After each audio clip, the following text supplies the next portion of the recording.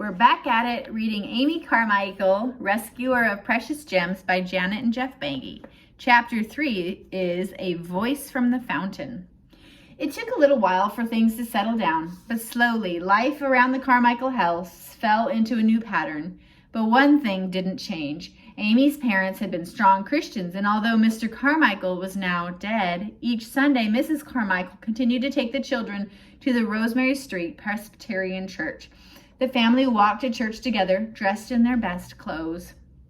On the walk home, Amy and her brothers, Norman and Ernest, liked to walk ahead of their mother and the other children. It was on one of these walks home after church that something happened that completely changed Amy's life.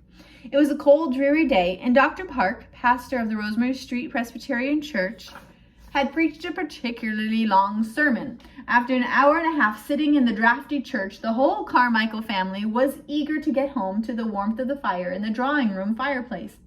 As usual, Amy, Norman, and Ernest strode out in front.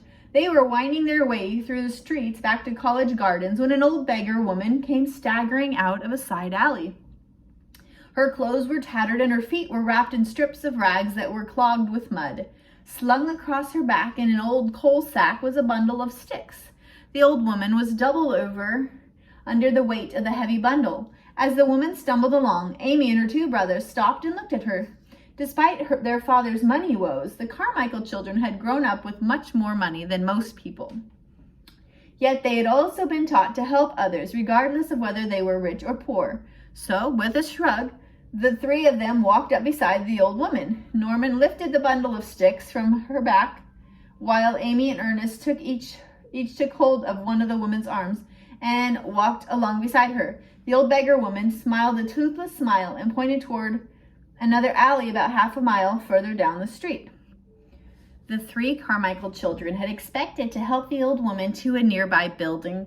The alley she pointed out was farther away than they'd intended to help her. Nonetheless, they would see her safely there. As they made their way along the street, Amy and Ernest, dressed in their best clothes, guided the old woman in tattered rags, while Norman, also in his Sunday best, followed along behind with a pile of sticks slung across the back of his top coat. What they hadn't figured on was that at the pace the old woman was walking, other people on their way home from church would catch up with them. But that is exactly what began to happen. One by one, church members stared at the strange sight as they walked by. Amy felt her face getting hotter as each person from church passed them, especially when one woman hurried her children to the other side of the road to avoid the four of them altogether.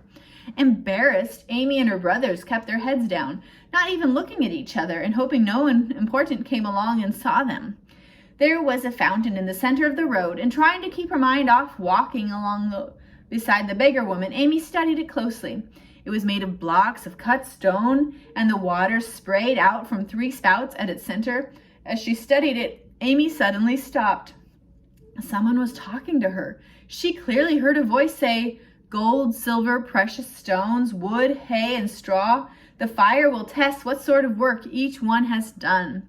If the work which any man has built on the foundation survives, he will receive a reward." Amy turned to see who was speaking. There was no one there, but she had heard a voice, plain and clear. Puzzled, she walked on with the old woman on her arm. As she did, something felt very different inside her. Amy was no longer embarrassed. In fact, she walked with her head held high for all to see. The trio escorted the old woman to where she wanted to go and then ran to catch up to their mother and the other children to finish the walk home. After lunch, Amy went to her room. She knelt down by her bed. She knew the words she'd heard at the fountain were from the Bible, and finally she located them in her small leather-bound edition. The words were from 1 Corinthians chapter 3, verses 12 through 14. Amy read them again. What was their meaning to her? Amy had known for as long as she could remember that God loved her, but she began to wonder about how knowing he loved her changed the way she acted each day. After several hours of praying and thinking, Amy finally decided she knew what the words from the verse meant for her. For one thing, she would no longer waste time on things that weren't important in God's eyes. When all the things she'd done in her life were finally judged by God, she wanted them to be found worthwhile. She wanted them to be seen as gold and silver, not hay and stubble.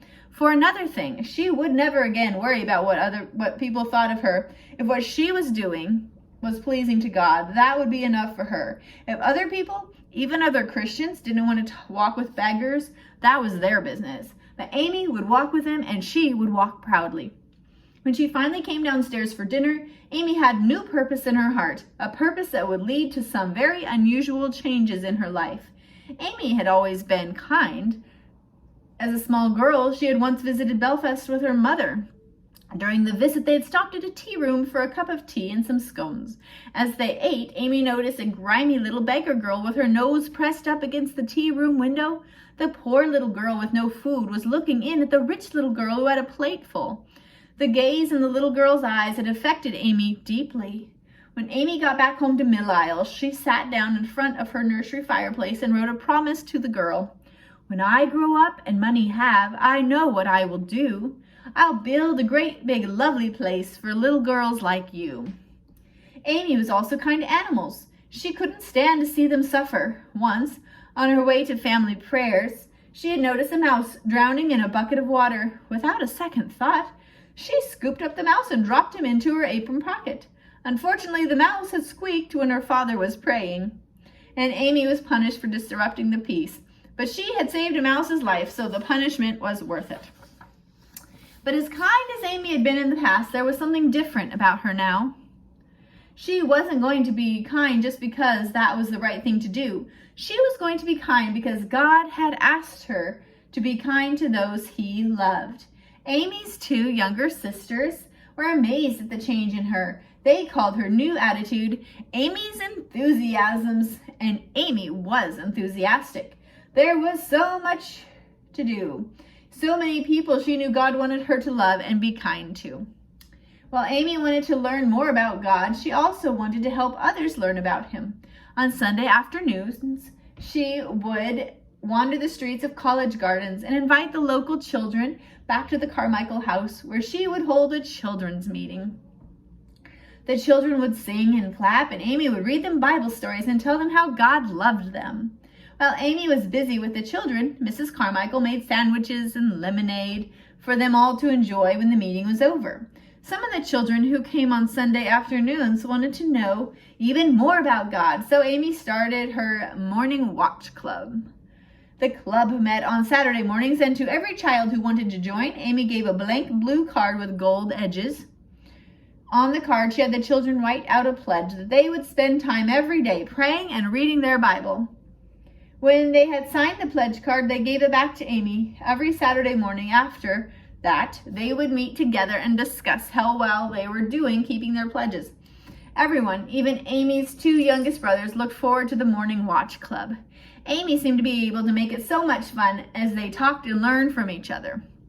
Amy and her friend Eleanor Montgomery also ran a night school for boys. The school met on Monday evenings, and Amy and Eleanor would help the boys who had to work in the factories during the day with their reading and writing. They would finish each night with a short good-night service, during which Amy read from the Bible and prayed. Sometimes Eleanor's father, Dr. Montgomery, would come along and help out. He also volunteered at the Belfast City Mission, and he soon noticed that Amy was far more interested in doing God's work than participating in the normal social activities of 18-year-old young women. Eventually, Dr. Montgomery invited Amy to go with him some Saturday evenings when he visited the slums in Belfast. Amy could think of nothing else she would rather do, and so on Saturday nights, Amy entered a different world, the world of Belfast slums, where she was introduced to things she'd never seen before. She had seen beggars on the streets. She'd even helped some of them, but nobody had bothered to tell her just how desperate these people's lives really were, or what they would do to stay alive. Another thing Amy discovered in the slums was the smells. There was the smell of rotting vegetable peelings that had been thrown out onto the pavement from second-story windows. The smell from makeshift toilets created in doorways or stair entrances. The smell from smoky sod fires that drunken men huddled around in the middle of the street. Amy winced at what she smelled and saw. In her wildest imagination, she never thought human beings could live this way. One Saturday evening, as Amy and Dr. Montgomery made their way around the slums handing out bread and gospel tracts, a small blue-eyed girl wearing a ragged dress walked up to Amy and started begging for food. As Amy looked down at her, an old woman with her head wrapped in a shawl stepped forward and picked up the girl. As the woman turned to walk away with the girl in her arms, Amy gasped. The shawl had fallen from the old woman's face, and the woman was not old at all. She was probably about the same age as Amy. What kind of life had this woman led to make her back so stooped and her face so worn when she cannot be more than 20 years old? After they had given out all the bread and tracts, Amy asked Dr. Montgomery the question she'd been pondering. Dr. Montgomery told her the women were called shawlies. He went on to explain that shawlies, many of them as young as 10 years old, worked 12 hours a day in the linen mills that made Belfast famous. Irish linen, Irish shirts, Irish rope were among the best quality in the world, and yet they were cheap to buy. They were cheap because the girls who worked in the mills were poorly paid for their labor. Most didn't even earn enough money to buy themselves a hat, so they pulled their shawls up over their heads when they went out in the cold, thus the nickname shawlies. Amy couldn't stop thinking about the shawlies. Something had to be done for them. Slowly, she hatched a plan. Why not start holding meetings on Sunday mornings for the shawlies like the one she held for the neighborhood children on Sunday afternoons? She decided the hall at Rosemary Street Presbyterian Church would be a great place to hold her meetings.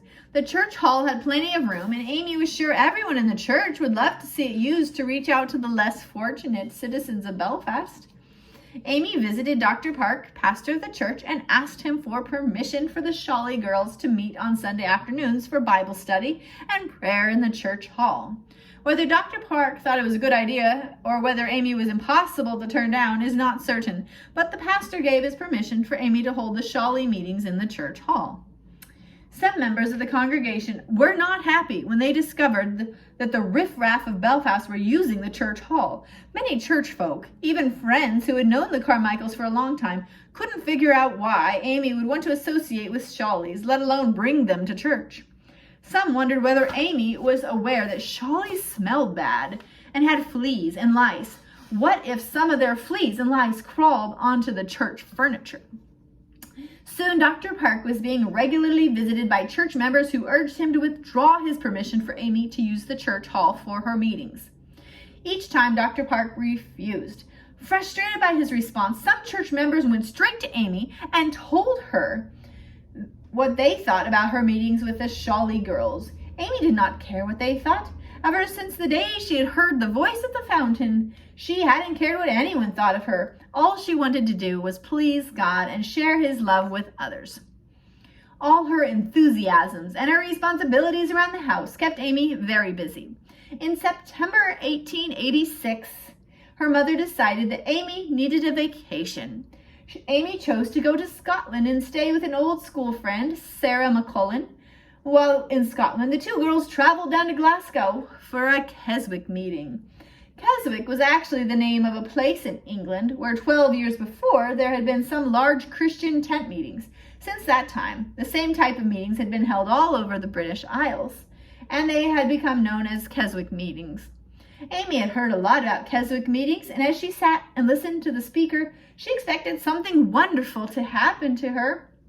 But nothing did. The speaker was interesting, but Amy didn't think anything he said was particularly powerful. Sarah, on the other hand, sat with her eyes wide and sparkling, staring at the preacher and nodding in agreement at everything he said. While Sarah was totally absorbed in the meeting, Amy sat thinking about how tight her shoes felt. Her stomach was rumbling, and she hoped the preacher would finish soon so she could go to lunch. Amy had heard so many wonderful stories of how people had experienced God during Keswick meetings that she felt disappointed. She wondered if she just wasn't getting it, or if people had exaggerated about what they'd experienced in the meetings. Before she could decide on an answer, the preacher finished his sermon, clapped his Bible shut, and sat down. The chairman of the meeting got up to close the service in prayer. "O Lord," he began, "we know you are able to keep us from falling." The words struck Amy like a bolt of lightning. God was able to keep her from falling. Amy's mind focused tightly on that thought. Even after the chairman had finished his prayer and everyone had begun leaving, Amy stayed deep in thought. Finally, Sarah had to pull her to her feet. But even then, Amy did not want to leave. For the first time since walking with the old beggar woman past the fountain, Amy felt as if God had spoken directly to her heart. He would keep her from falling no matter where she went, what she did, or what happened to her while doing it. God would keep her from falling. And if God would keep her from falling, there was nothing she couldn't do. Amy could hardly wait to get back to Belfast. She had plans, big plans for the future.